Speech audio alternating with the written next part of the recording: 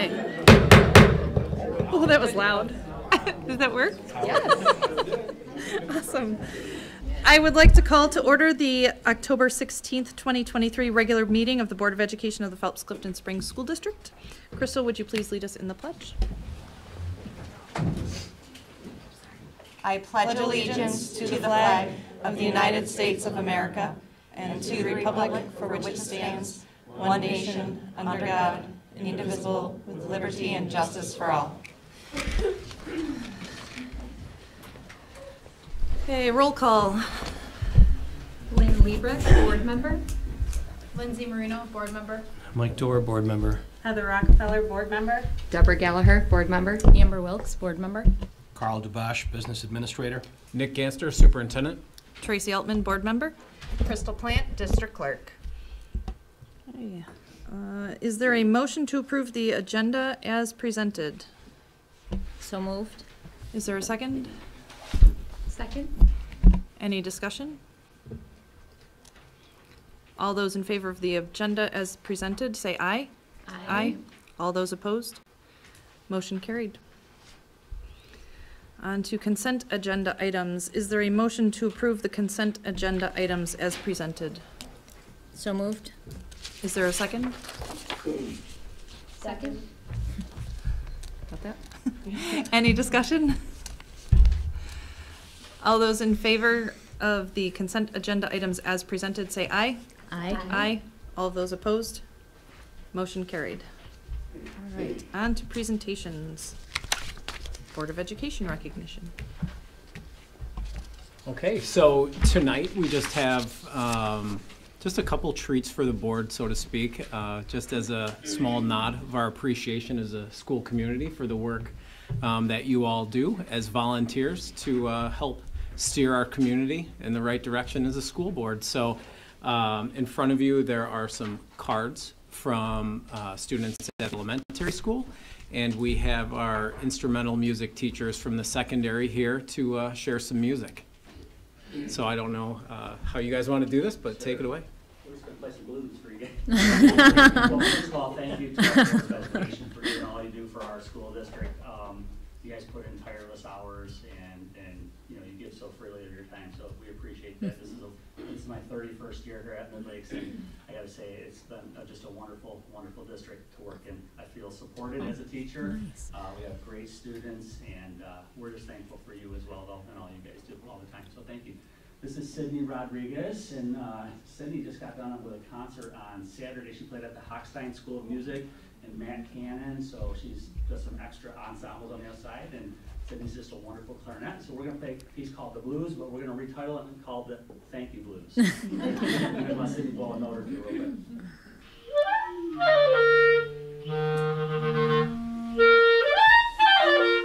All right, the Thank You Blues for our Board of Education.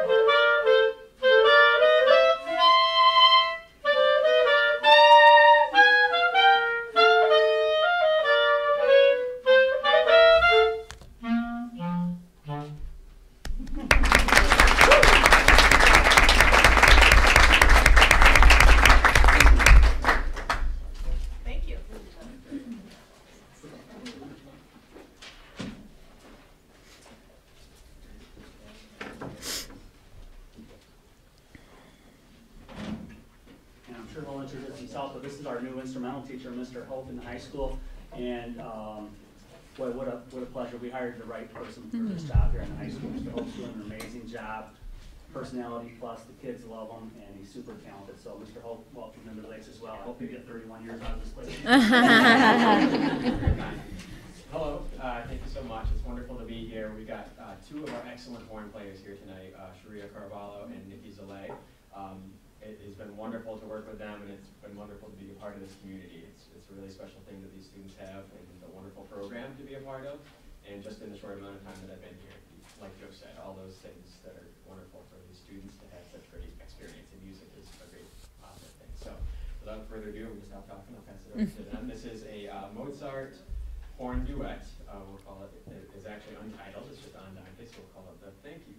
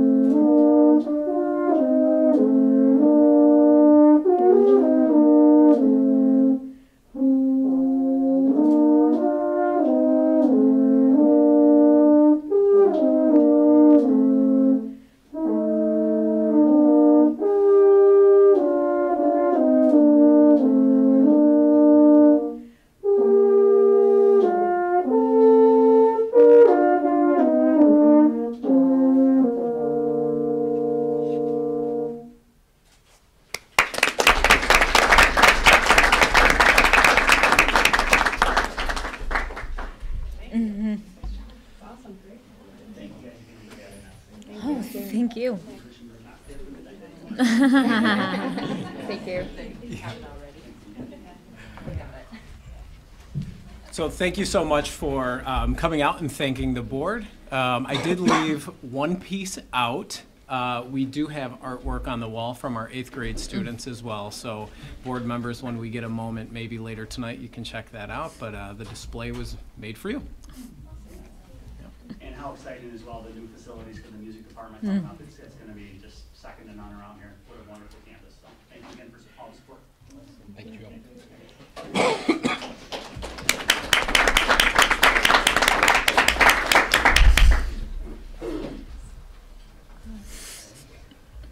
All right, on to the student trip to Greece. Where would you like us to present? Sounds good. Hi. Congratulations on your special recognition day. Let me know when you want me to advance slides. Sounds good. I'm Angela Simmons. I'm a teacher here at Mid Lakes, Social Studies. And this is... I'm Heidi Gibson, English for years. So we're excited to present to you our trip to Greece, Athens and Argolida, 2 cities, 7 days this coming summer. So how EF works is you have to block a 2-week period off. So they'll schedule us a 7-day period within that 2-week period. So we won't know the final dates until about 45 to 60 days out from our trip. But our ideal dates, what we've requested is July 3rd through 9th, 4th through 10th, something like that, so that on the either side of things it can, they can book us from, actually, I think June 29th ended up being graduation, so we moved it to June 30th.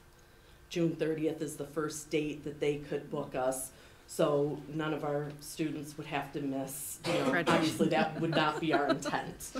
So here's the agenda. So day 1's always travel. Then we'll fly from New York City to Athens. There we'll meet our tour director. They're really good about meeting us right at the airport.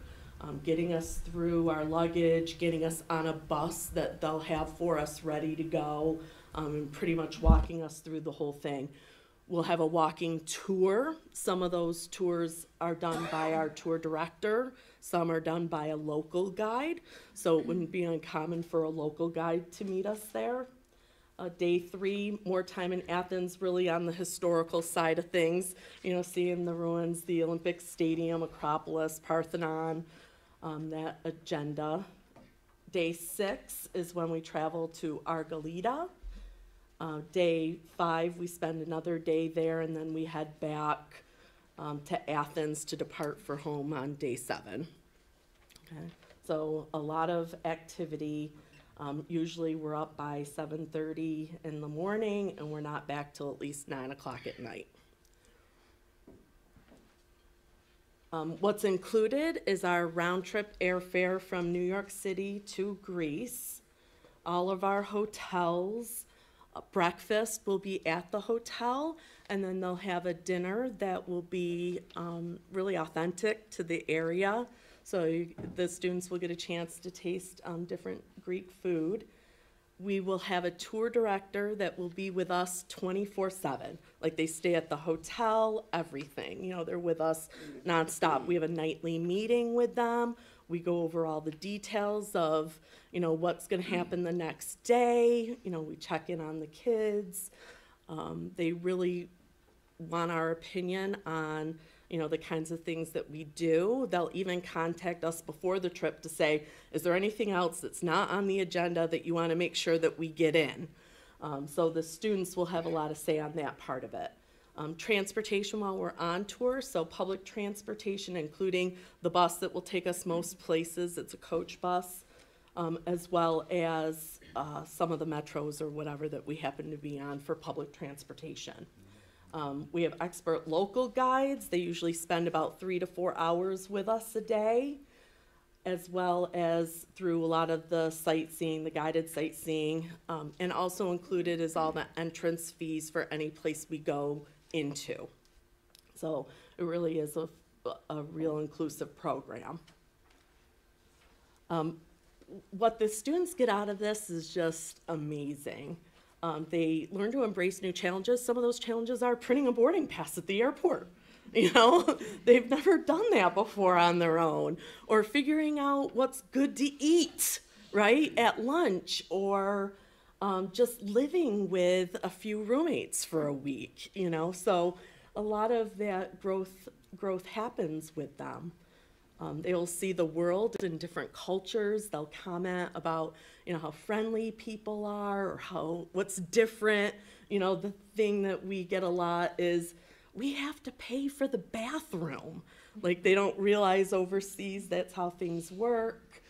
They'll discover a lot about themselves, mostly like just gaining confidence. You know, the quiet kids and what they come back like is just different. It's exciting to watch them like go through that, wouldn't you say? Oh, definitely. Yeah, it's just awesome.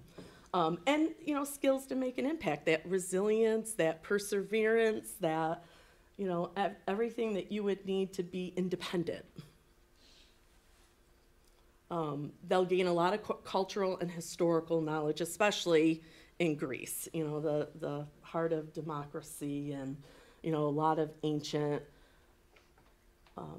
you know, just different monuments and stuff to see, and literature, and the social emotional piece, making new connections with students, with us, and just watching them grow. And we sell this to them too on, hey, maybe this will give you a topic to actually write something good in your college essay, you know, a new experience, something that happened while you were there that you didn't realize about yourself.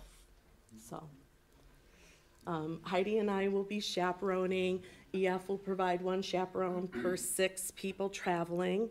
Right now we have 10 students, 7 family members, and the 2 of us. So, and enrollment will remain open, you know, until around March. They'll shut it off, but we shouldn't have too much more, maybe another 1 or 2 will trickle in at this point. Why do we partner with EF? Well, we like the 24/7 tour guide, tour director. That's always good, but they have a lot of experience doing this. They have great support, like if anything gets delayed or changes. I know. There's a 24-hour line that you can actually call.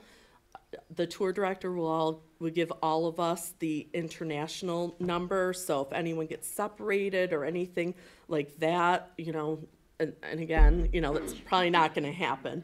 Just because they're like glue to us, you know. We didn't lose anybody last time. Right. And you know, really you're in a new place and they're not that confident, you know.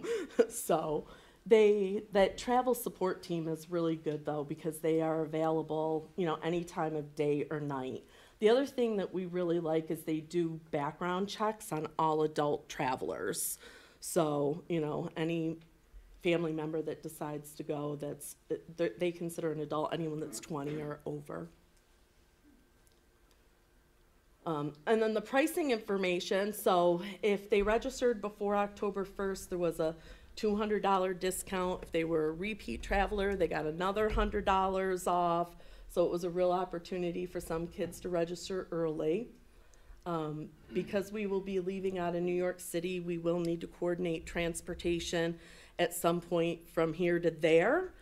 But we don't have the dates yet, so we can't do that yet. But all the parents and everyone is aware that needs to happen. We decided that we wanted to do either bus or train just for the convenience of knowing it's probably a flight that's not going to get canceled and we can rely on it a little bit more. The other things that wouldn't be included would be like if they still need to get a passport, you know, their lunches, tips. We'll collect tips ahead of time so that money is already set aside. We'll tip the bus driver, the tour director, and any local guides, a small fee. And they had until the 11th to get their money back if they change their mind. The fee also does include a protection plan. The entry level, you know, if something happens, it'll cover transportation and hotel and items like that, meals. Okay, and that's it. Any questions? How many trips like this have you done? Well, okay, so this is the first one that I'm leading, but I've gone on 2 other EFs. I went to France in 2015 there were 29, so students and adults. That was a little bit more like the bigger groups, you know, okay, we're all gonna get on the metro. Now let's take a picture of where we are, so if you don't get on. So, you know, a lot of contingency stuff as we're working with them, and then last year. I fronted the trip last year, but I have traveled extensively on my own and with friends, so I have a good part of the world under my belt. Yeah. And last year the tour director was just amazing, and you know, there were a lot of options all the time, so like students could have during their free time, which was usually around lunch, right, because that's when they're going to go off on their own and get lunch. There were, you know, you could shop if that was the thing you wanted to do, or he's like, let me know if they want to do this, this, and this, and we would just offer it up as options. You know, a small group could have gone to a particular. We had one go on a boat ride. We had a medieval tour underground. We had a ghost tour. I took some to the Belvedere Art Museum. Yeah. I went to a couple museums with a couple of the other ones, so, you know, we just kind of look to see what their interests are and plan. Cool. Yeah.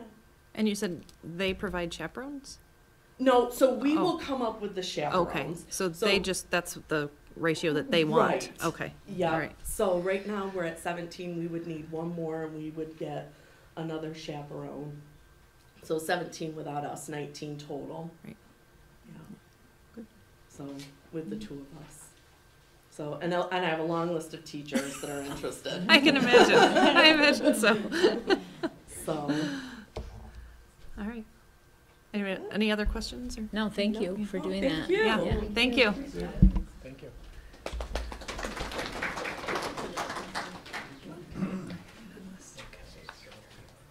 All right, so on to the plan for excellence for the elementary.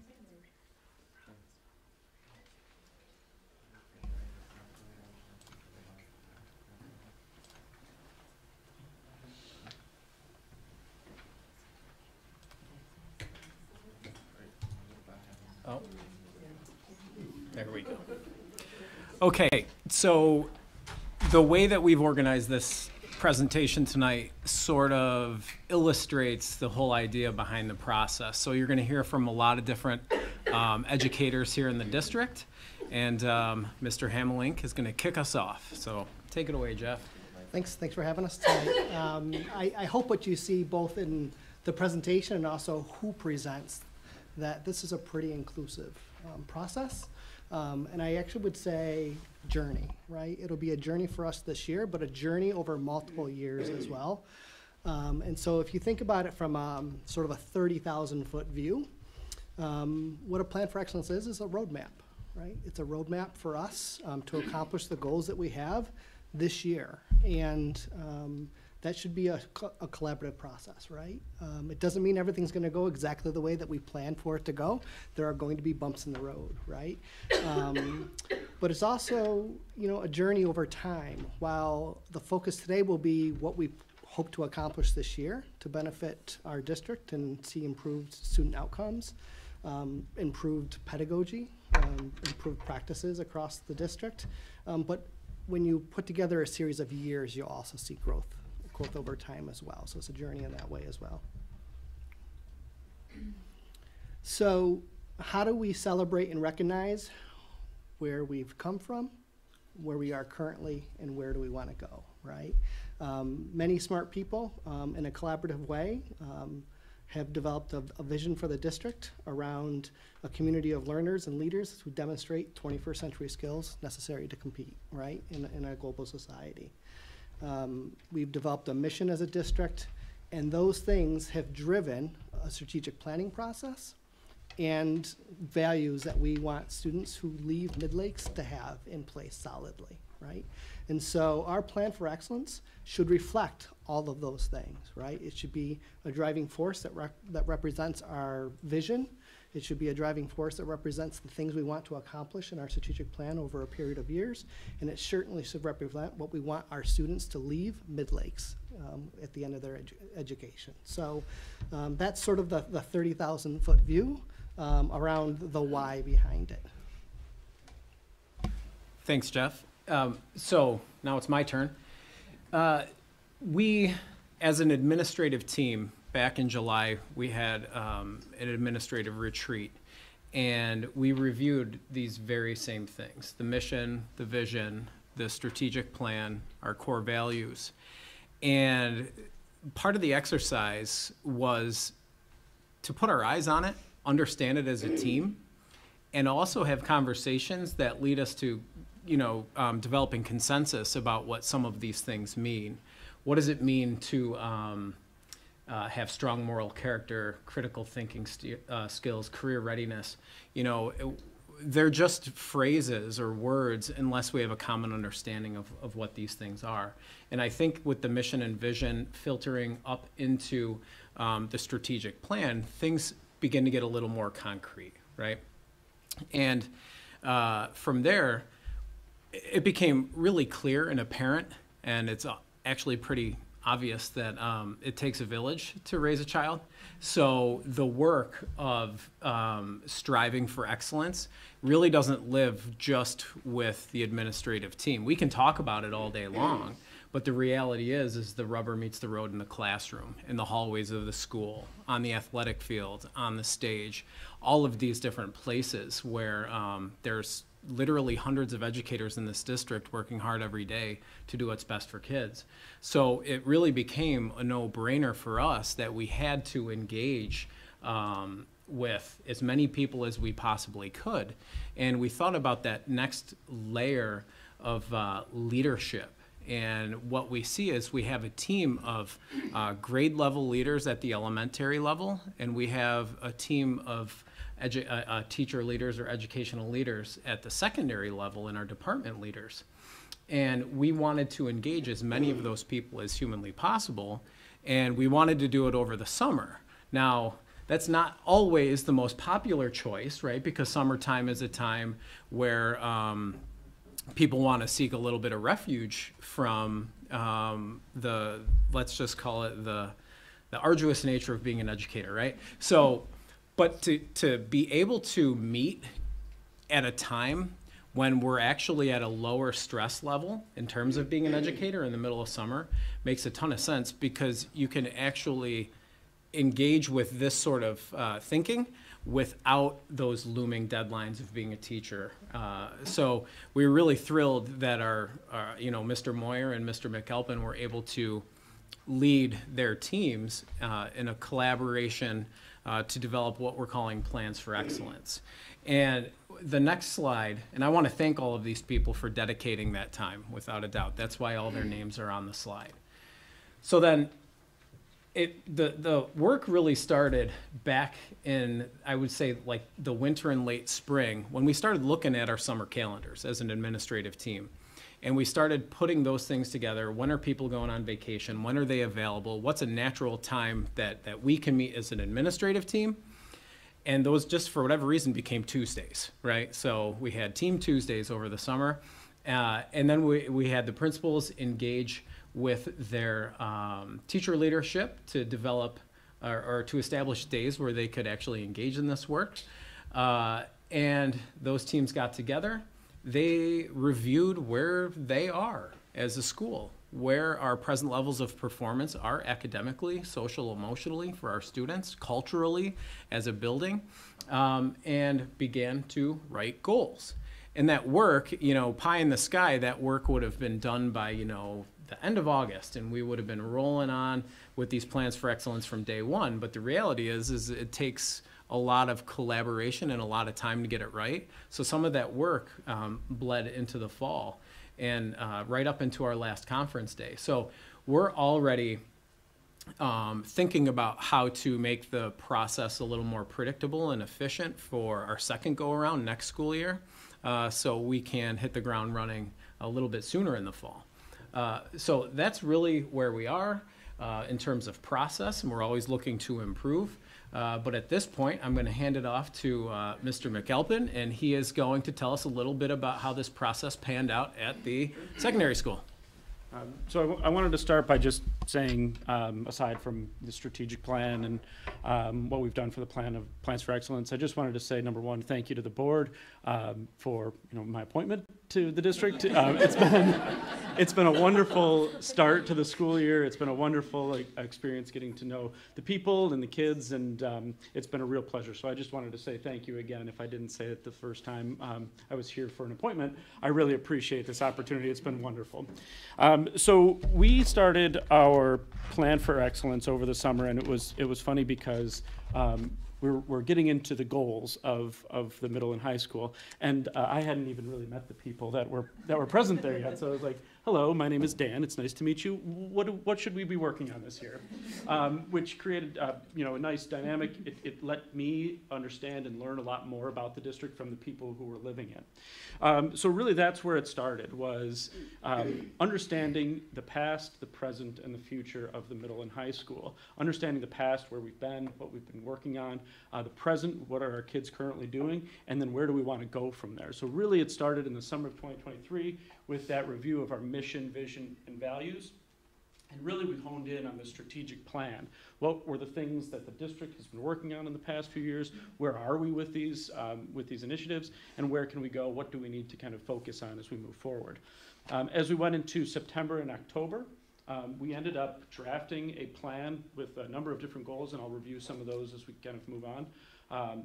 But we drafted a number of goals, we refined those goals, and then we got very specific with each department and let departments work towards their individual department goals and how students would perform in their departments, and their goals were shaped around academic excellence, and I'll go through that in a little bit too. But Before I do that, we didn't want to put too much text on the slide, so I have a copy of the Plan for Excellence. I'll pass it around for you. You can take a look at it and follow along as we go. Go ahead, Nick. So as I said before, our strategic plan is not bland. Our strategic plan is based on the strategic plan from 2019, I believe, is when it was first developed. So we built our plan for excellence under those same categories: strong, empowered staff, student life, Mid-Lakes community, and academic excellence. And we kind of went out of order in your packet, so you're going to have to bounce around and follow along a little bit. But that first cover page that you see right here, that's really all of it in a nutshell. Those 4 areas, the goals associated with those areas, and the tasks are underneath it. So we wanted to have something that was really clear and legible and easy to communicate with a large group of people. So that cover sheet is the first one, but I'll go into each one of the goals as we move forward. Go ahead there, Nick. So our first one we're going to flip to, this is probably 3 or 4 pages in. It's all about strong and empowered staff.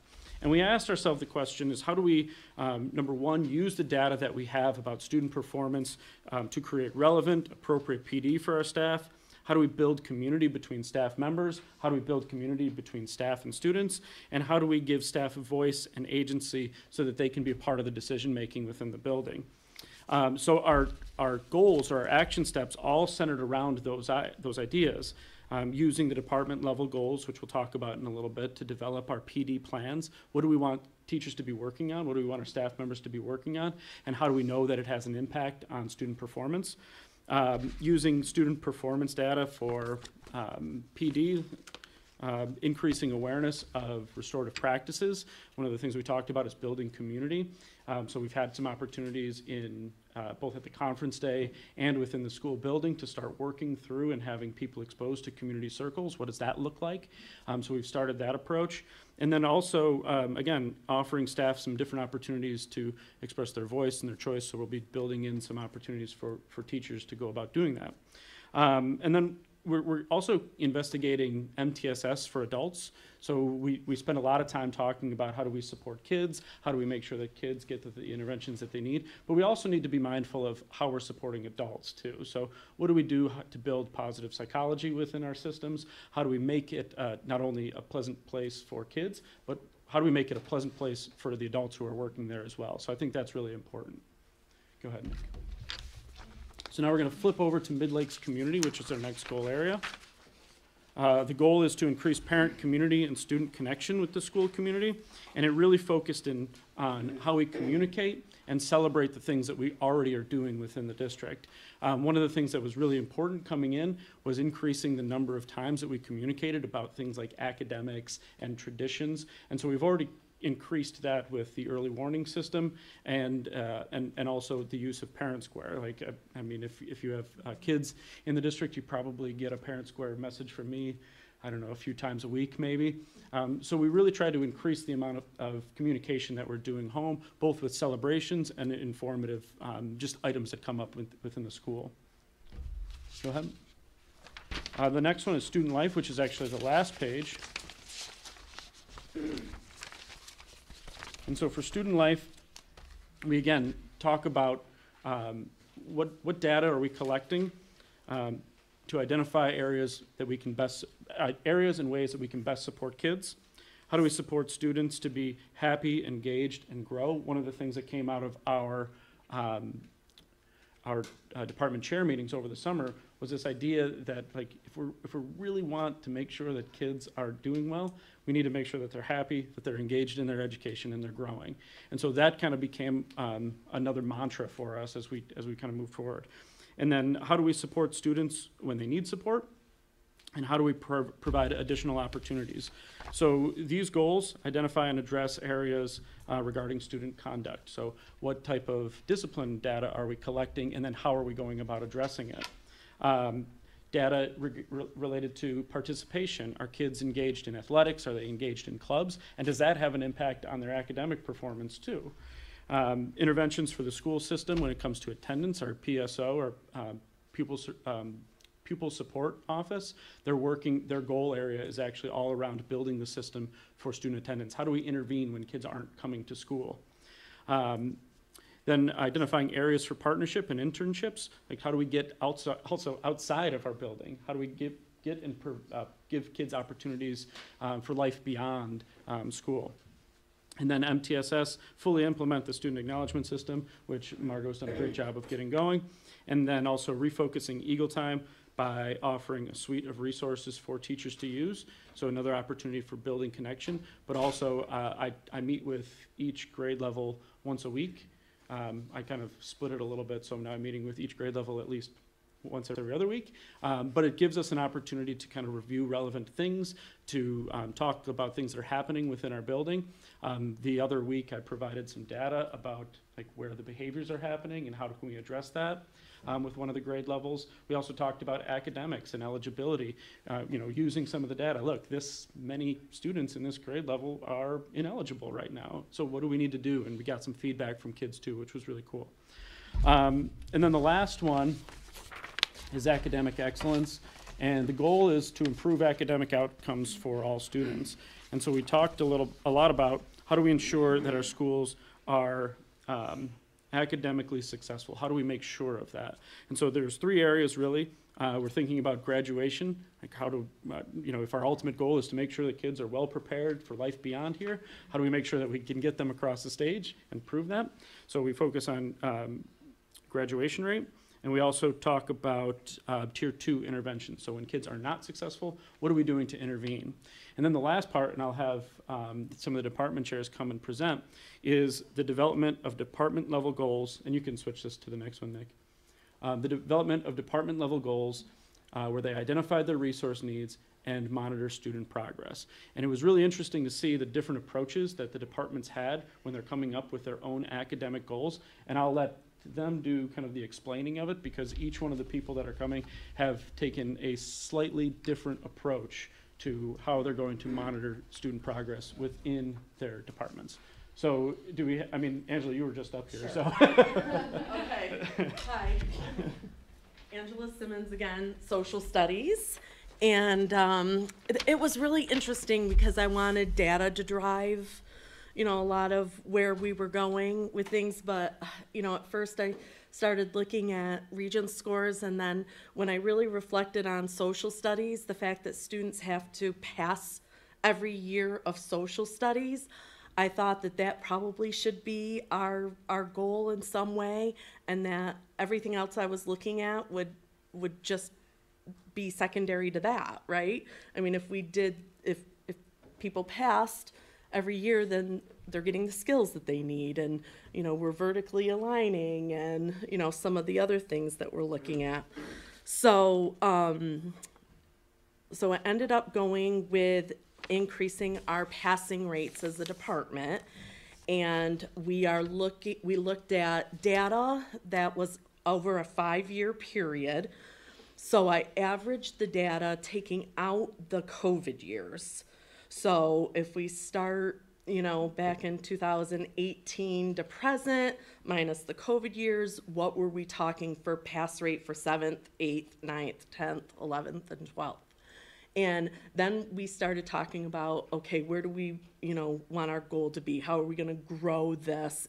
And what are some of our, stumbling blocks to achieving those goals? And what can we do about that? So I am really excited about our goal because, with taking a look at this data and increasing our overall passing rate for social studies by grade level, then it does lead to student academic success. So some of the action steps we're taking are increasing our general parent communication via Parent Square to notify parents of upcoming projects, upcoming assignments, and upcoming assessments to be proactive versus reactionary. And, if we do need to increase communication on where they stand currently with grades, we will still do that as well. So that's in our plan too. We will also increase our communication on specifically what work is missing. So, the parents can check in with students. Each teacher is going to set up, a lot of our secondary teachers run clubs and whatever. So we want to make sure that at least once a week, there's availability for the students, that, it isn't all club time, that we do have that time after school with the students, but we're also going to embed work days into our days as teaching days, just so that they can get help if they need help and can't stay after, or if they're in, BOE season and physically can't make it. So we're going to have work days as needed. And we had a lot of discussion around this one. We think that sometimes students, when they see a 0 in the grade book, might think that there's not an opportunity for recovery on that. So we're actually going to look at School Tool with the attributes to show that it's missing. It'll still affect their grade, but it won't say to the student or send the message that you can't do anything about that, which I think is probably the one thing we're the most excited about.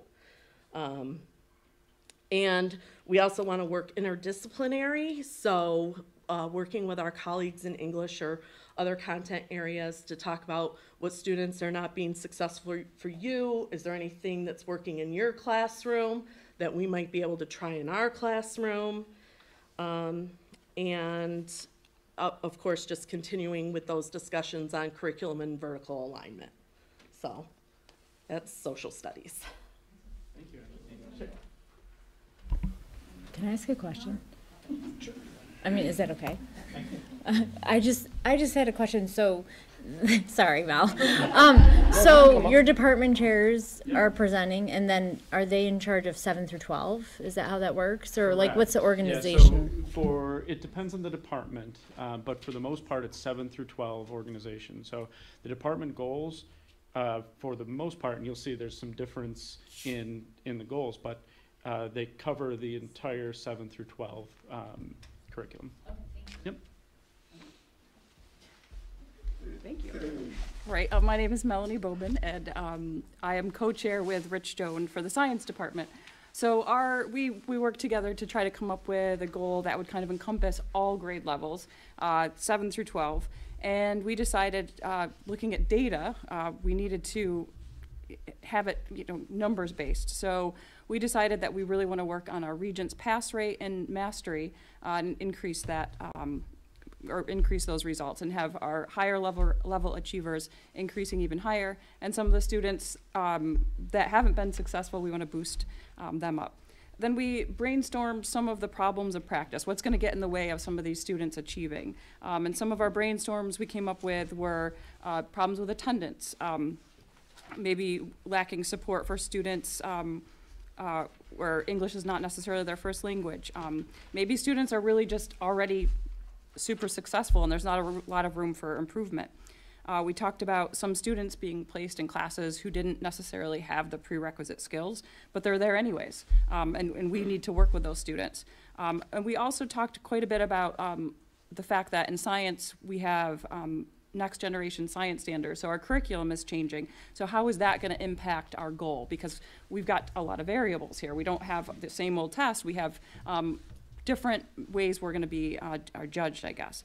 And we talked about the fact that we need time to analyze and to kind of put some of these new practices into place. And we talked as a department last week about some of these problems, and we can't do a lot about attendance, and we can't do a lot about students who don't have a lot of room for improvement. So we focused on two goals that we thought we could really work with, that it was within the locus of our control. And so we decided that we're going to focus on how do we implement the next generation science standards and still increase our results. And we talked about how can we do this. So we said that we are going to look at what the new, kind of really dive deep into the new standards. Also take a look at some of the assessment questions. We're implementing new required labs in the middle school level. And then we'll kind of meet throughout the year, kind of talk about how that's going, and cross our fingers when June comes. So, and look at that data. So. And toes. Thank you.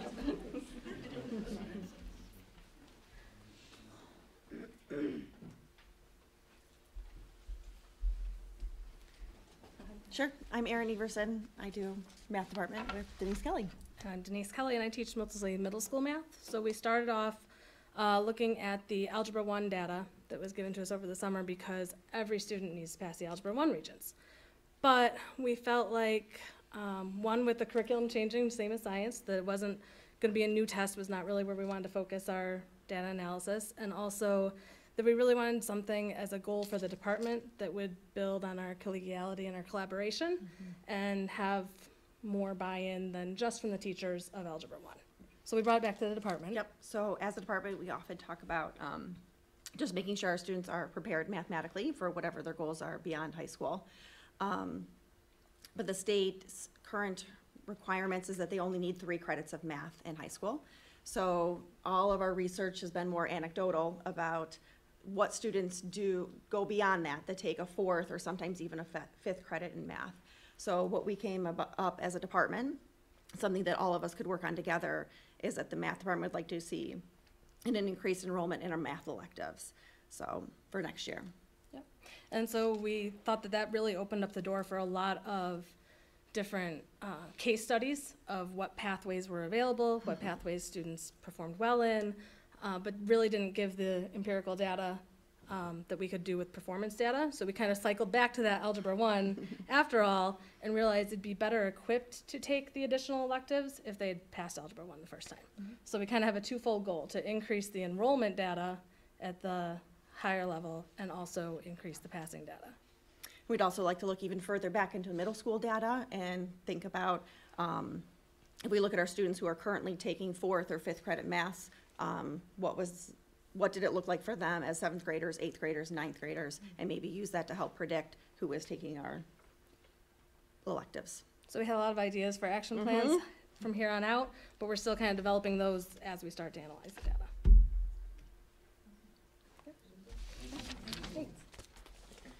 So thank you very much. I really appreciate everybody coming and presenting. What was really neat about kind of the process was that each department kind of took it their own direction. All of it is around student performance. All of it has ties to student outcomes, but really it meets the needs of each individual department. But in addition to just meeting these student outcomes, also there's all these other things that come with it. And I think, Angela, you kind of hit on it a little bit, but every group did. Just by nature of focusing on student outcomes, you think about parent communication, you think about curriculum review, you think about performance indicators, you think about all these things as a result. So the goals are great, but also the work that's going to come from it is also a part of its value. So it's been a really nice process. We're on our way with it. These folks here have done a wonderful job leading their departments and making sure that we're headed in the right direction when it comes to student outcomes. So really appreciate it. Thank you guys, and thank you everybody too. Sorry.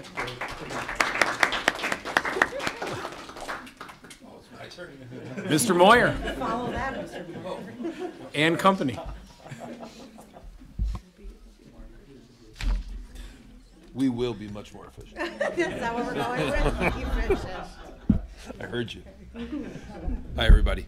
So I will thank Dan. He did much of the heavy lifting on like the process, because the processes were like ditto. When we practiced this, he did that, and I said ditto. We did do it a little bit differently at the elementary school, but one of the things I want to start off with was I think Tracy and I are the only 2 that were part of the actual writing of the strategic plan. Oh, Aaron was there. I'm sorry, Aaron. I will say this is the first time since that week that I have felt truly connected to the strategic plan, because it was something that we did. It sat there. We would look at it once in a while, but there was there was no action. We had a management plan, and that's kind of where Nick hung his hat. Management plan. What's a management plan? And we needed action. It needed to be actionable. We needed skin in the game, is the term I used with the staff. And Christy Corey's here, and I'm actually going to bring her up eventually to speak with me, with us, and I know she loves it. But the team that was there really had that same view. How do we get a feel that we own this? And as we share our goals, you'll see that they're very, very specific K6 on how we're going to approach this, and they're extremely measurable, and we're hoping, we're already seeing growth. You'll hear from Bree about some of the really positive data we're getting on one of our goals already. So, but other than that, the process was very, very similar in how we met, how we discussed, how we narrowed down our focus areas, and then just started really hammering out what do we want to do and using a template to do so. I feel awkward. I'm not looking at Lynn at all. But, so you want to move forward? So our goals are focused around attendance, curriculum, scheduling, activities, and social emotional learning. Not in any particular order that I said it. Actually, the one that should have gone last was scheduling, because we're going to end with that today because it will tie a bow on everything else. Because everything else we're going to talk about comes back to time. And how do we do this in a 6.5-hour school day? And, efficiently do it. So with no further ado, I think I'm going to bring Bree up. I think the first goal, just to make sure, because, yes. See, I got it. Should I put my back to them so I can? I'll just look at you. be a little bit different. She feels left out, So our first goal, we've got our SEL goal. Give you a second to read that. We're looking to decrease our number of disruptive offenses, all right? And it comes down to using common language, okay? Our classroom teachers, our lunch monitors, our bus drivers, the PSO office, administration, we're all using the same language now. And it's really driving this goal forward. And we've actually got a process that we're collecting the data so that we can utilize that with our MTSS process to put in place the interventions needed so that the students are actually in the classroom learning instead of in trouble making silly choices. If every kid would clean their room the first time you asked, life would be great, right? But sometimes it takes hearing things more than once. So that common language has definitely been developed, and during our staff meetings, we're talking about this data that we're coming up with, which is one of our action steps, is to explain and share with our whole building what data we're collecting. So back in the 2022-23 school year, there were 1,200 office support calls made and 383 office disciplinary reports. Now we are empowering and giving our teachers the opportunity to put in anything that they've handled in their classroom as a report, as well as putting in the discipline reports that we can then respond to. Then we've got this data about where are the offenses happening. Do we need to put an intervention into place? Do we have to review the bus expectations again because we're seeing an increase in bus behavior? All right, so we're utilizing that, and that's the type of data that we're sharing out, as well as what's happening. So the expectations are always being repeated no matter who is dealing with the incident. If it's a classroom incident that's handled in the house, they're saying the same exact thing, reminding of the expectations and using the same language as we are when it becomes an office referral. The first opening day, we as an entire staff came up with a common definition of what disruptive behavior even means. We had to start at the baseline. If we want to lower these numbers, we all have to understand what disruptive means to Mid-Lakes Elementary School. So we've taken that and we have ran with it. We talked about it again at our superintendent's conference day at the beginning of the month. So far, we have 115 office referrals that have been put in and 280 classroom referrals. That means a lot more is happening within the classroom and not having to advance to the office because they're hearing this common language. The kids know what's expected. And our staff's doing an amazing job. It's just another thing on the to-do list to put in the reports, right? But we're taking it and we're using it and we're seeing a positive outcome with those things. And now we have in place a system to have these things recorded. And then we can do something with it. Another action step that we have implemented, all core values are added to every single grade level's report cards for this school year. So K through 6 is also going to be seeing the same language so that they understand that this is a school-wide expectation, no matter what grade level they're in. We've also increased our dedicated weekly PSO meetings. So before it could be 30 to 40 minutes long whenever we could squeak it in. There's a designated day every single week for an hour and a half. We take turns being on call for any crises, but we all sit together in one room and really look at what we're seeing. We make action plans on what we can do right away to help and support our teachers and staff members, and that's been super effective and good for our culture. And like I said, we've been sharing this data with everybody. Every single month, we've got a slideshow that goes out. We talk about it at the Tier 1 meetings, staff meetings, superintendent's conferences. The presentations are shared with all staff so they can look at it whenever they want. And our doors are always open to continue to work on this MTSS data to keep those kids in the classrooms and learning and teaching them the skills that they need. So can you just give me an example of what does that mean, like a teacher report? Like, so Yeah, like if so I it's was like documenting an incident that might have happened, and then what the response was to the incident. So like what strategies that they share with the student to be able to use for a coping skill for next time this happens. Or if it's an office referral, usually the offense might be a little bit higher than what should be handled in a classroom, so they need our support, and then we're the ones talking to the students and then sharing out with the parents. You know, the teachers do a great job using Parent Square to share out what's going on. We're doing the same thing through phone calls. So any report that needs to be handled by the PSO office or administration, that gets shared with us, whereas the classroom incident is just a data collection point with what they're seeing so that we can then bring in members of the PSO to give Tier 1 supports and strategies and lessons within a classroom that might be seeing repeated behavior. So is it kind of like, I mean, if you had to correct somebody to get in line, that wouldn't be something you would have to like write Yeah, up. I'm not going to lay down the hammer on that. Yeah, okay, You so know, like it's but more like yes, an incident. A hands-on incident Okay. or, yep, something like that. So another important piece with that is you have a teacher that finally reaches the end of their rope, and they've finally reached out and told us, asked for one of us to help with a certain situation, and we hear the comment, well, this has been happening for 3 weeks, and we know nothing about it because they've been handling it well, but there's no documentation.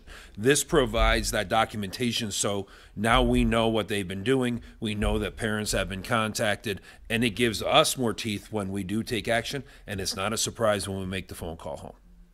That to me is one of the biggest pieces of it. Fun fact. Fun fact. You don't know what I'm going to say. You're worried. She's worried. She's worried. Bree's interview, second interview, was to present on all this information. So when we brought in our finalists for the AP, they all got the information that we were putting together for the Plan for Excellence, and we asked them to give us suggestions on how they would move forward with these ideas. So she's been living this since the very second week that she's been part of this process, which is kind of cool. Before I was even hired. Yes, it was before you were hired. Yes. Mrs. Corey. It's already been fixed. We're done. So Elementary school's good. the next goal is something that Christy and I are going to talk to you about. Does everybody know Christy Corey? Yes, she. And she always comes when she's asked. She always supports. She came to everything this summer. So, and here she is again. And her husband had to take over the violin lessons tonight. But if you can see up there, we have 2 curriculum goals. One is to increase the percentage of students in each grade at Tier 1 for ELA. Now we discussed, well, let's reduce Tier 3. Oh, let's reduce Tier 2. Well, by doing both of those, you're increasing Tier 1. So we went with that positive approach. We want to see our Tier 1 students go up. And we have all that data, and we weren't going to share all that tonight. And then for math, we are going to make a formal decision building-wide on the curriculum we're using. We are using 3 different math curriculums right now within the elementary school. Mid-year this year, we are going to narrow it down, and we're going to make that decision. I want to let Christy, if she's willing to, talk about the ELA and where we are with ELA and how we're going to do that, because she's using both curriculums that we have for ELA, and she's also using second-year math. So first I wanted to say that the whole summer when we came in and we had all of this grade level representation was amazing. To have everybody there who wanted to be there to have these hard conversations because we all think we're right. I'm going to tell you, like I'm right no matter what until you prove me wrong, right? So, and that's kind of how we all are as teachers. We think we're right. We want to do what's best for kids. We research it and we try to implement that, right? So we had these really incredible conversations and I hear Jeff like take a deep breath like, should I step in or not, right? Like, should I let this go? But it was really good. He let us go. He let us talk. He let us really argue respectfully. Christy, sometimes he'd be looking at me going, like, are you gonna do something? Okay, and if anybody knows me, I'm pretty passionate about everything I teach, you know, cooking not so much, but teaching everything is important to me. So I just wanted to get that out there because it was passionate and powerful and exciting to have these conversations that we really want our kids to be successful and what are we going to do for it. So if I start with math really quickly, there are 3 programs out there and it's the one we've had for years. It's illustrative math, which is also Imagine Learning, which is, I don't know, it's like a million different things. That's the one I'm doing and I love. The other one is Eureka Squared, which is similar to what we had, but now it's better. And it is better. And we are collecting data. I know Ashley Sweers, who's a 3rd grade teacher, is working on she worked on Eureka Squared last year, and now she's doing illustrative, and so we can have this really great conversation and go to Jeff and say, this is what we think, and a final decision will be made because it's all about 3rd grade. I know it's not, but I really like that. So that's where we are when it comes time to math. I'm more, when I present, I really like you guys to talk to me, so. You're doing great. Oh, thank you. See, I'm better in class, right? In ELA, this is really where my heart is because we have so many struggling readers. Our kiddos in 3rd grade that I can speak to, they have trouble just reading. So we've implemented Reading Horizons, which takes you and teaches phonics, right? And that's where our kids need to have lessons so that they can read. Wonderful. But that's 45 minutes of our time. Then we have ARC, and we're trying to teach them how to comprehend and what story elements are and what character development is. And that time has shrunk because we're trying to teach them to read. So we've, talked K through 6, well, it was K through 5th mostly. What do we do? How do we make it better?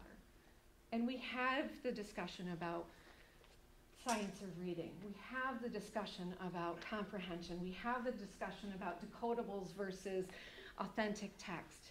And we just came up with our plan for what we're doing right now. And that's hopefully going to increase our tier 1. So you're going to have to stay up here because I'm going to add you. Okay. Thank you, Christy. So you can feel the passion and that what she described as the powerful conversations this summer. And it was fun actually to watch people squirm a little, and be a little uncomfortable. It's okay to be uncomfortable. That struggle's okay. And we got through it and we came out the other end better for it. So I'm going to call Jessica up to talk about attendance. I just like to get out of my seat. I'm not used to sitting. So first of all, thank you. I think this is the first time I've been in front of the board here. I was a CSE intern, then I was a dean of students, and now I'm in front of you as an assistant principal at the elementary. So like Dan, I am very grateful for you accepting me into the club because it's a prestigious club. So what we're looking at as well as our attendance, all of these amazing goals can't come to fruition if our kids aren't showing up to school. So a lofty goal of decreasing chronic absenteeism by 25%. Chronic absenteeism is marked by 10%, like missing 10% of the day, which you'd be amazed how quickly a kid can hit that.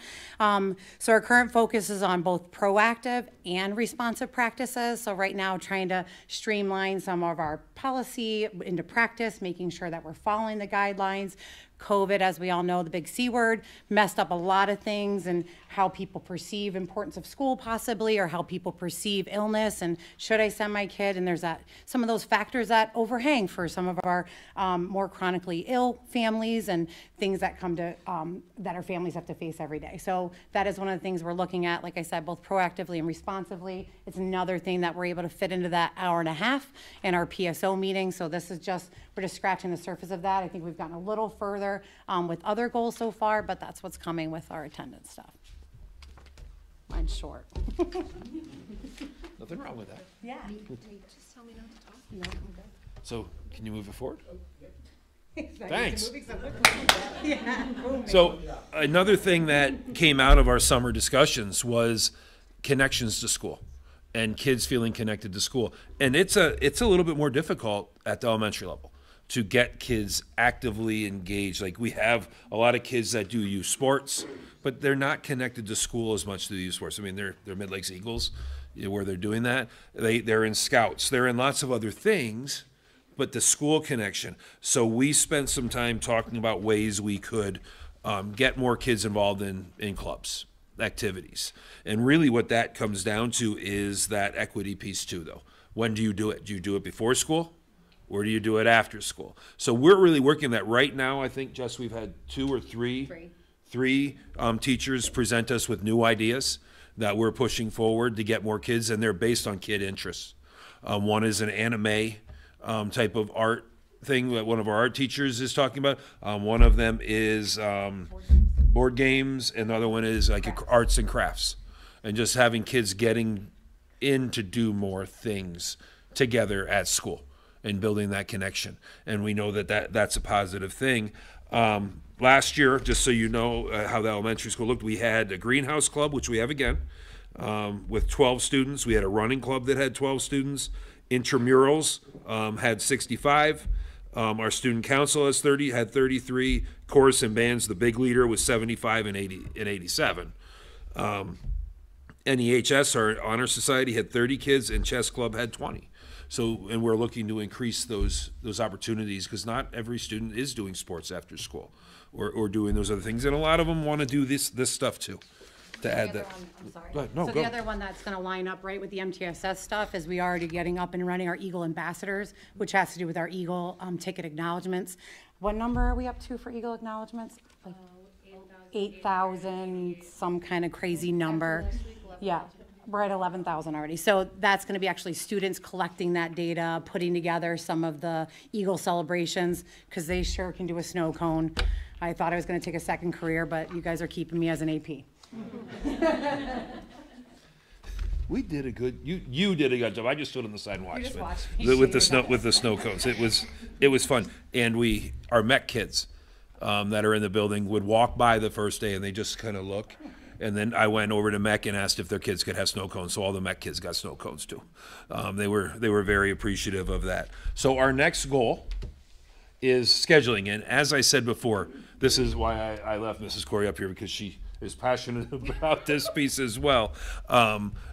It ties a bow on it, because you need time to do these things, and there's not an infinite amount of it. So how do you do this? How do you fit all this into one day and get it done effectively and efficiently?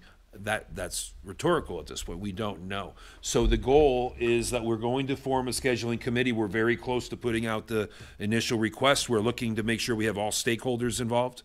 Everybody's represented throughout the school community, whether it be our AIS teachers, our English as second language teachers, our classroom teachers. I don't know if we need a rep from every single grade level, but we need a good cross-section from the bottom to the top.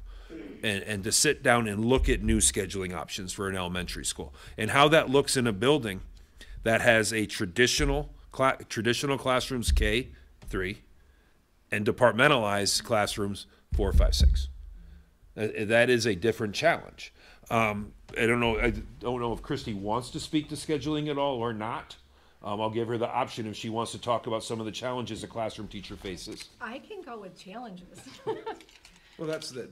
You can speak directly to those challenges in time. I can speak to the challenges in time when it comes time to a third grade teacher. My kids are coming, I have 5 kids on grade level in my class, right? So I have to spend 45 minutes teaching Reading Horizons. I should be taking about an hour and a half to 2 hours really teaching ARC, ARC, the toolkit lessons, all of that.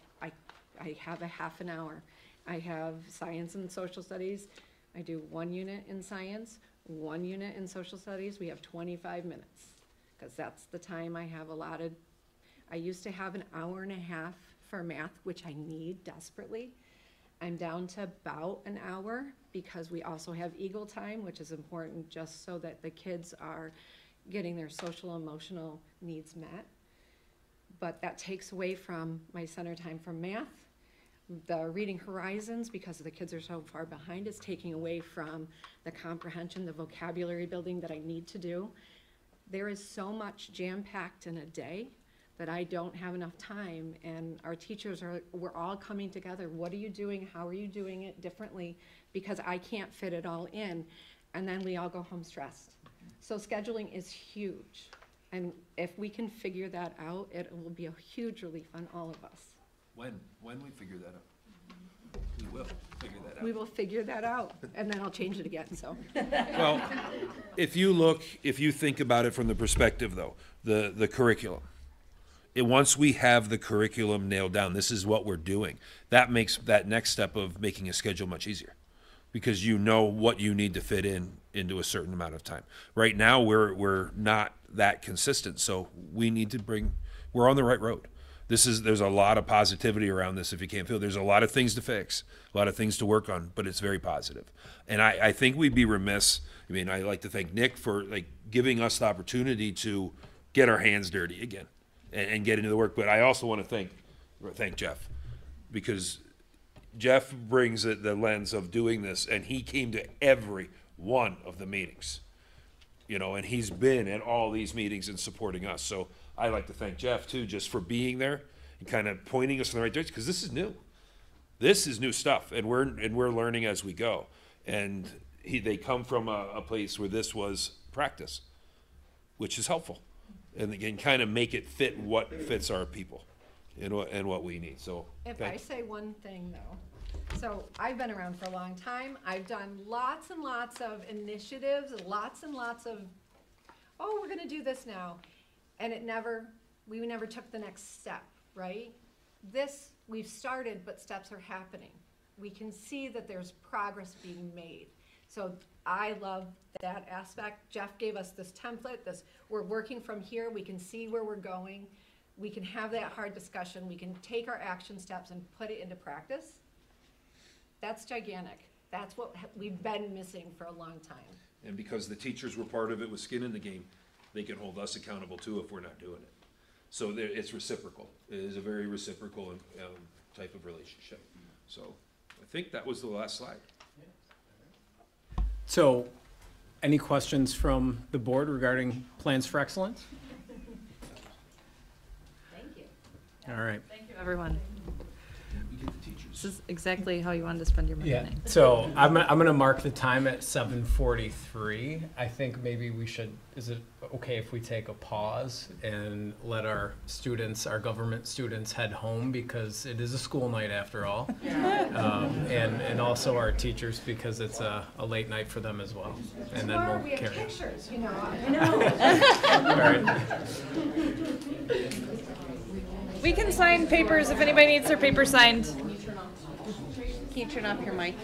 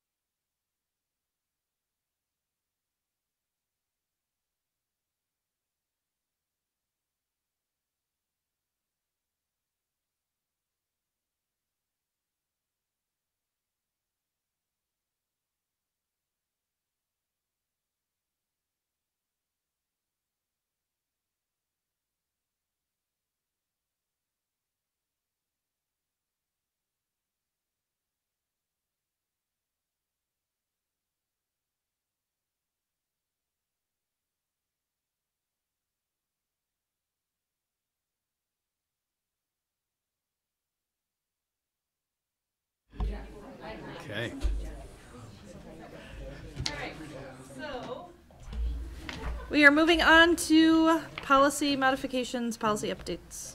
Why is this not? Okay.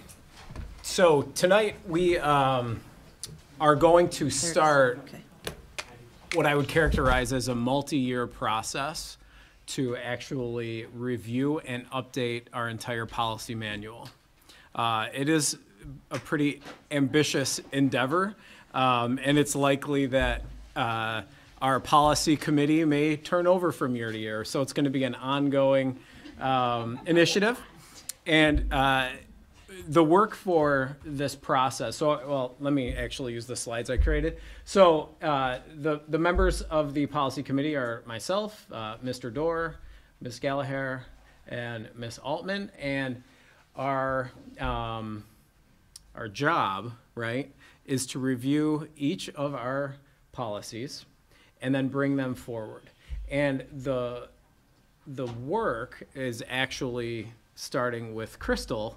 Crystal put in a significant amount of time actually cataloging all of our policies in an Excel spreadsheet and listing the dates of last review and beginning to prepare policies for us to review as a committee by gathering up all of the recommended policy updates through our Erie One BOCES policy subscription service. So Erie One BOCES has a team of lawyers who look at policy updates and put out recommended updates as they recommend, right? So there's no rhyme or reason to how they do that. They put them out when they are meaningful. So from that process, a couple sets of policies really rose to the top, and we'll get to those in a minute. But I put this together real quick to just kind of help the board understand what we're going to be looking at. So tonight I would say we're going to call meeting 1, and we're going to read our first group of policies. Just call it policy A, right? Even though there's a number of them.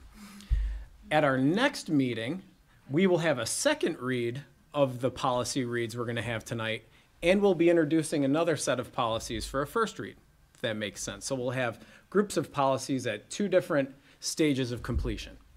And then in that third meeting, which would be in our December meeting, the policies we look at tonight will be up for adoption, revision, or possibly retirement based on how things go. And you'll see some of those inner workings tonight with one of the policies we're going to talk about. And at that December meeting, the ones that were a first read in November would then be up for a second read. And then we would introduce yet another set of policies for a first read. So this is a cyclical process. And in these meetings in the heart of the year, we will always have a group of first reads, a group of second reads, and a group of adoptions, revisions, or retirements. So it's going to be quite the process to keep track of. And what the policy committee sort of brainstormed is that our first read would be more of an overarching read. I've done some policy updates in the past where we've gone line by line in our first read, and then the second read has been more or less, are there any questions? And then the third is the adoption. So we're actually going to reverse that process, do more of an overarching description of the policy, hit the highlights. That provides the board with some time between now and our next meeting to review those proposed first reads, and then come back during the second read, be a little more detailed, and have some time for questions. So that's the process we wanted to build out. So we're basically looking at one group of policies is the best way to describe it. So it's a group that really governs our adoption of, inclusion of, and then objection to our instructional materials, which would include any textbooks or electronic instruction materials that are used in the classrooms, or any instructional materials that may be included in our libraries. All right, so that's that group of policies.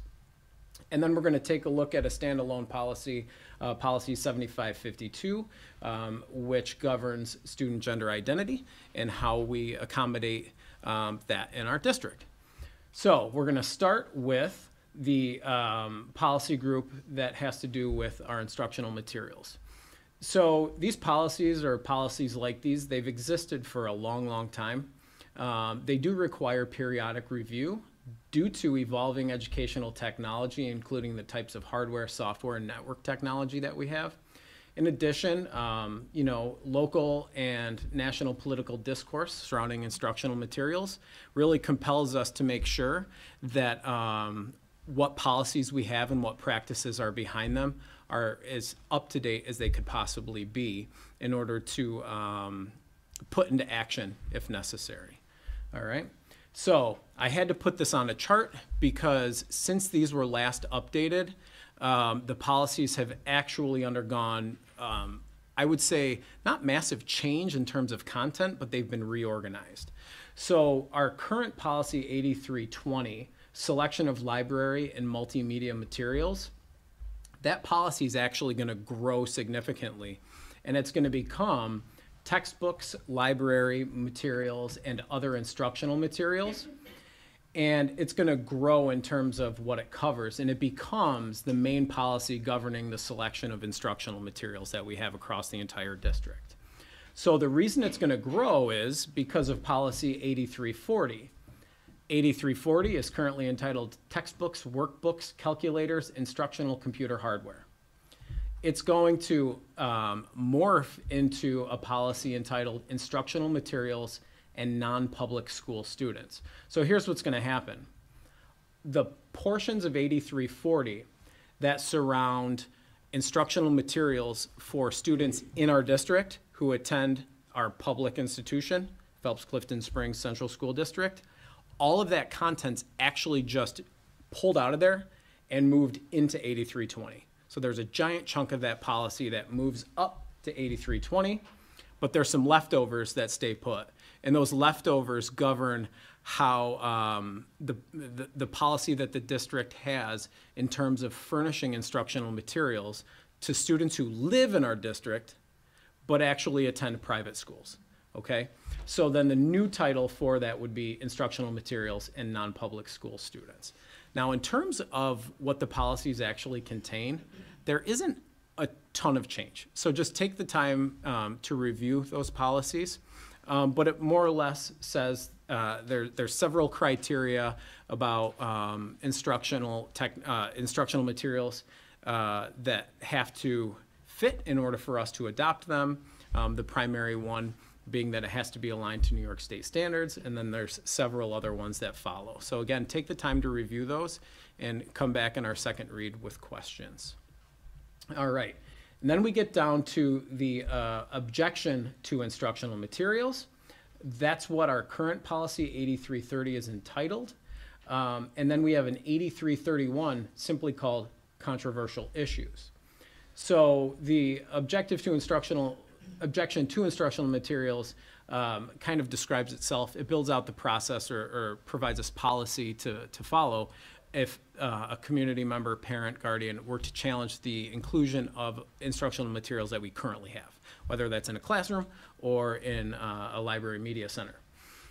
Controversial issues is essentially a philosophical statement that says the district doesn't take a position per se on controversial issues, but we understand the need to furnish all sides of an argument through the instructional materials that we have, so students can learn as much as they can about that controversial issue in the classroom in a like apolitical way, right? No stance one way or the other. So we furnish a diverse set of instructional materials so they can evaluate their own stance and their own opinion on that.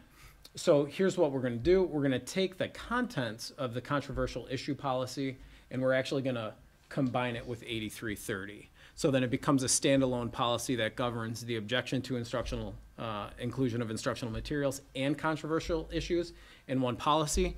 And then that actually makes the page of 8331 completely blank. There's nothing left there, so we would actually retire 8331 as a result of this reorganization.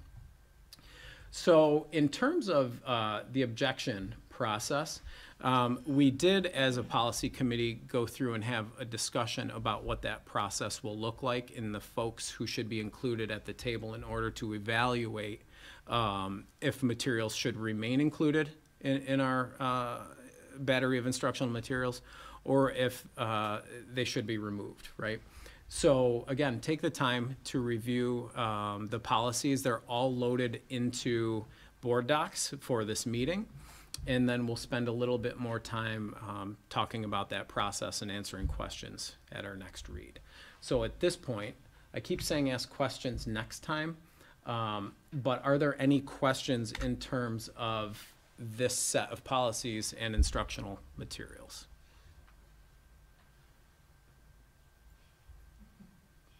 Okay. Our next policy update, policy 7552, gender identity. So this policy has been around in the district for a long time. It was last updated in 2015.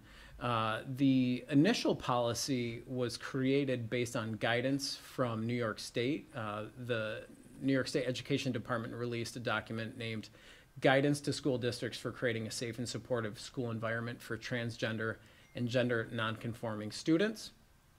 So that original document was based essentially on civil rights law, all right, both in the state and federally. And since then, there have been some key changes to the laws that govern discrimination and the civil part of the discriminatory and civil rights laws connected to gender identity.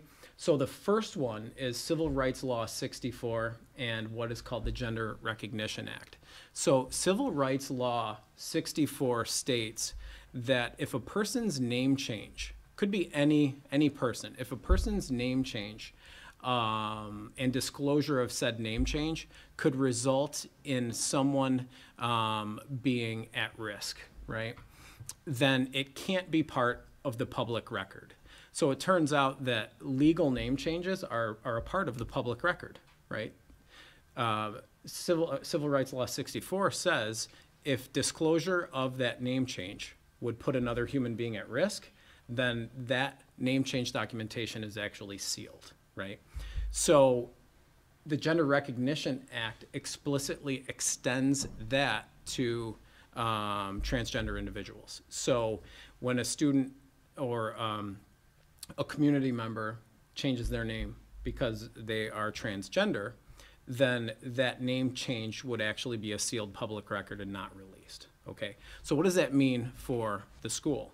What that means is we actually have to respond in kind with the way that we would house and transmit any student records for a transgender individual. So the situation, the hypothetical situation would be that we've received documentation in the district for a legal name change for a transgender individual, all right? Let's say that that student then moves to the North Country, okay? And they attend some school, I'm not gonna name one, but somewhere up north. And we receive a request from that district to transmit records. If we have received a legal name change document, then it is actually incumbent upon us to change the records that exist for that student in-house prior to transmitting them. Because if we don't do that, we're actually violating Civil Rights Law 64. So the main update, or one of the main updates in our transgender policy, is to say we're going to change those records if we receive a legal name change request for a transgender individual, all right? So that's item one. The second one is that the Gender Recognition Act also compelled our state to include a non-binary option on a driver's license, so an X. And because of that, we have to respond in kind to provide a non-binary option on our forms here in the district. So we actually have to go through our forms. Anywhere that we have male and female, we also have to have a non-binary option for transgender and gender non-conforming students. Okay. Another minor update for this policy is that there is a definition of gender in the Dignity for All Students Act, and our definition of gender in our current policy doesn't match the one for DASA. So Erie 1 says, change your definition of gender in your policy to match the one in DASA so they're consistent. So we've just modified that definition. And then finally, Education Law 409M is a law that was passed in 2021 that says that public schools need to label any single-stall bathroom as gender neutral. We have a standalone policy 5633 that states that we're going to do that. There is a section in this policy 7552 that deals with bathrooms. So we have updated language in that section of this policy to reflect consistency with policy 5633. So those are the big updates.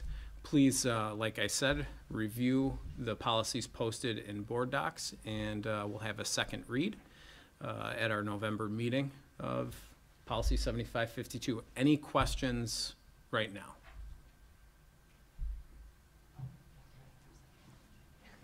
You just like ballpark how many policies there are to review, just so people kind of have like a, Crystal knows the exact number. 18,000? Yeah, so like 384? That's it? That whole book? That's more than 384. It is not. Oh, I guess that's a good thing. It's only 384.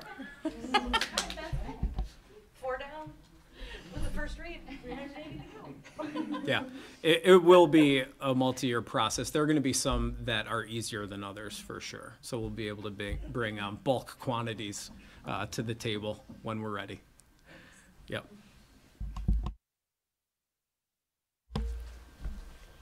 All right. Thank you. Yep.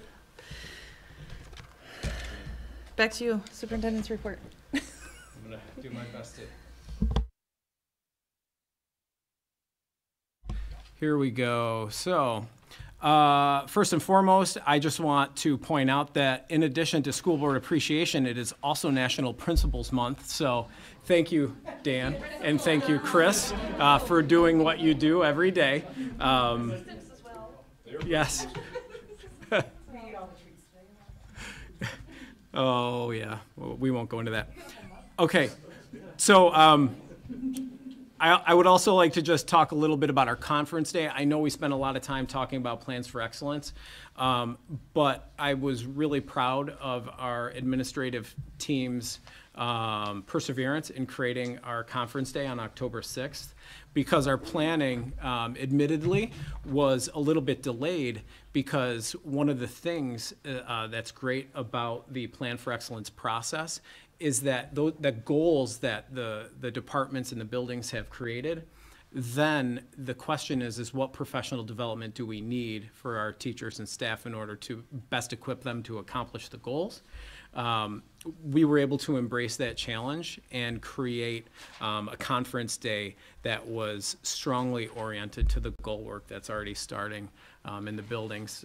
So I was just really proud of the team, so I appreciate you all for doing that work. All right. Back on the week of September 25th, we had our annual safety week. I'm not going to go into great details other than to acknowledge that we conducted several drills throughout the week of emergency protocols that we may have to use at some point. So it's good to get our feet wet with those protocols, both at an administrative level, at a teacher level, at a staff level, and then at a student level. So if something were to happen, we feel ready to respond. One of the new twists to Safety Week is that we did bring the District Safety Committee together that week on a Thursday, say early evening, and we did run a tabletop drill, which we're going to include annually now as a part of Safety Week. The tabletop drill is a plausible and hypothetical situation, right, that is proposed to the group, and you simply talk through how you might respond. And what it does is that collaboration of how you might respond actually reveals maybe some things that we haven't thought about in terms of dealing with an emergency like that. So I think most people walked away from that meeting feeling like, okay, I've got one or two things that I could do to improve my response in an emergency. So I think it was time well spent, and I want to thank everybody who played along with our tabletop drill. All right, real quick capital project update. So Mr. Godfrey, who was here earlier tonight, our middle school band teacher, he's in his new classroom, which is really awesome to see. You walk by that room. There's still a couple instrument lockers on back order, but the room is inhabited. Kids are using a new, 21st century space, and we're really happy that that's happening. And we're going to see those dominoes fall one by one here throughout the next few months in terms of our new music classrooms. I don't know if I mentioned this before, it's possible I did, but our old middle school cafeteria is borderline unrecognizable at this point. The demolition is well on its way, so that's a really good sign because, as we saw the middle school cafeteria look nothing like the space did before, and then very quickly it turned around into a usable space. So I'm happy that that demolition is happening. All right, so I didn't do one thing to set myself up for a streamlined presentation here, and I want to bring something up on YouTube.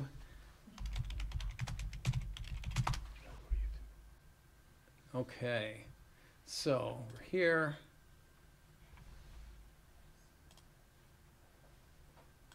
Here. Oh, no. We need volume. So, it's been a little bit since it happened, but I wanted to make sure that the board saw this video. Todd Clausen put it together with some help of some other folks. So we're going to click on this and hopefully we have sound. Oh.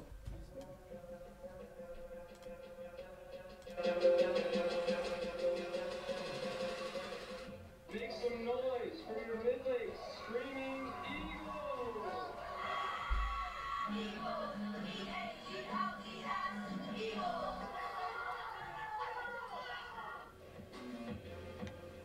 Feels incredible, but looks even better. Very sharp. It's blue, all the numbers, the hashes, the new field goal, it looks nice. The new details that they added, like the new fonts with the letters and numbers, gives it a brand new vibe, a new look. Oh man, it's amazing. I miss it so much. I've been playing on this field since youth football. Being able to be here and back again, it's just a great feeling. We heard that we were going to get back my senior year, so it feels good that it's now. And when Coach told us, we were all excited. I mean, everyone started screaming, we started cheering. We weren't expecting it. We were in the locker room, and Coach Wickham had us sitting down, and then out of nowhere just came in. He announced to us that we were able to come back to play this year, and it was just very loud in there. Everybody was happy. Everybody had a smile on their face to be back at their home field. It's amazing that I get to step on this field as a senior for my last year, play with the home crowd here, and man, I love them. Midlake's student section gets so loud. Every game after the national anthem, that's when people start to get going, get hyped. We're out there, everybody on the stands is cheering for us. My family, it's easier for my family to come and watch me too. It's just great to see them, I like to make them proud of me for what I do and what I do on the field. I'm just happy to be back. It's been a while, we missed out there in the cross season as well. And any sport doesn't matter, as long as we can have the fans watching us, watching us make big plays. And seeing us win on this field, our home field, is just a great feeling. I'm so happy that we got this field back. It just feels great to be on it again, be able to play once again on it. A lot of great stuff is happening here. Can't wait to see it all unfold. All right, so the video is great. There's no doubt, but I think I wanted to show it because it tells a lot, right? So, a nod to Mr. Tilburg and his crew for working hard with our vendors to make sure that playing surface was ready and would withstand the traffic of a football game sooner than we expected. There was a lot of work that went into that. Getting the line painting robot out, right? That was another thing that had to happen. So that little cart was controlled by an iPad, and it does the whole thing. It's pretty awesome. Now, the other piece is listening to the students, what it means to these students in order to have a facility that they're proud of, right? And we see it coming to fruition. I'm lucky in my position right now to be on the back end of this project and just be able to put this out and celebrate it, having done almost none of the legwork. That's the truth, right? So, but I think as we move into our next project, right, which we're beginning to talk about. It's important to keep in mind that how our students feel when they walk into the spaces that they're learning in, playing in, or performing in, it means the world to them. And we're doing more than just having a facility. Like, it's kind of hokey, but we're helping kids create memories, and they're going to remember these things forever. And how they feel about Mid-Lakes is going to be our community in the future, right? So we have to remember that. And I know I'm just kind of soapboxing a little bit on that point, but I feel like that video captures it, and those kids said more in their enthusiasm than the adults can really explain. So thanks for listening. So actually, just in the same vein, kudos to everybody who put together Homecoming. Homecoming was a really successful event, from the administrators who helped organize it, to the class advisors, to the class officers, to our music teachers who had the band out for the football game, and to those who organized the pep rallies that afternoon and the Spirit Week. Just kudos to everybody for working so hard to do, really great things for our kids. So that does it for me and the superintendent's report. Awesome. Thank you. Yep. Board discussion topics. I don't have anything. Does anybody have no? Okay, we're good. So on to public comment. The Board of Education values the input of the Mid-Lakes community and welcomes public comment on any topic related to board work, with the exception of matters pertaining to individual personnel and/or students. All public comments must include appropriate language and observe proper decorum. Anyone making public comment must identify themselves by name and address. The public comment period will be limited to a total of 30 minutes and 1 comment per person. Individual comments will be limited to 2 minutes. The board does not respond to items presented or questions raised through public comment. However, the board may discuss topics of public comment at a later time and/or contact the individual who submitted the comment. There are none. Okay, thank you. All right, so on to new business. So the first item of business is item A, policy manual modifications. Is there a motion to approve the policy readings and modifications as presented? So moved. Is there a second? I'll second. Any discussion? All those in favor of approving the policy readings and modifications as presented, say aye. Aye. Aye. All those opposed? Motion carried.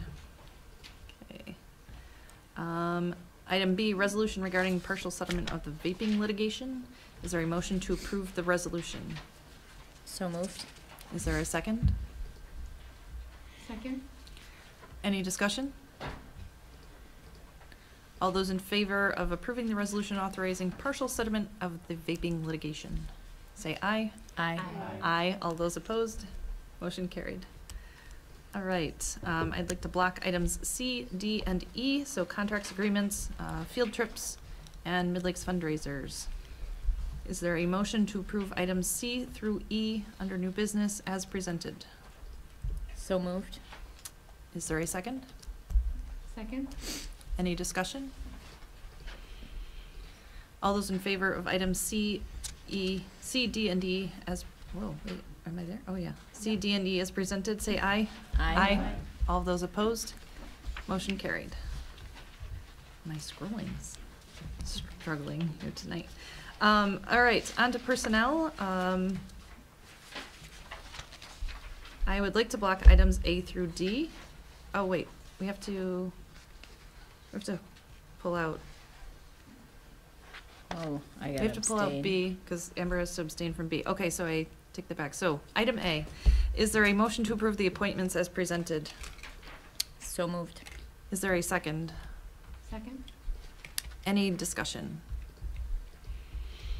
All those in favor of item A as presented, say aye. Aye. Aye. All those opposed?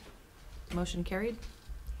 Item B, the coaching appointments, mostly the winter season. I think actually all winter season coaches. Is there a motion to approve the coaching appointments for 23-24 winter season as presented? So moved.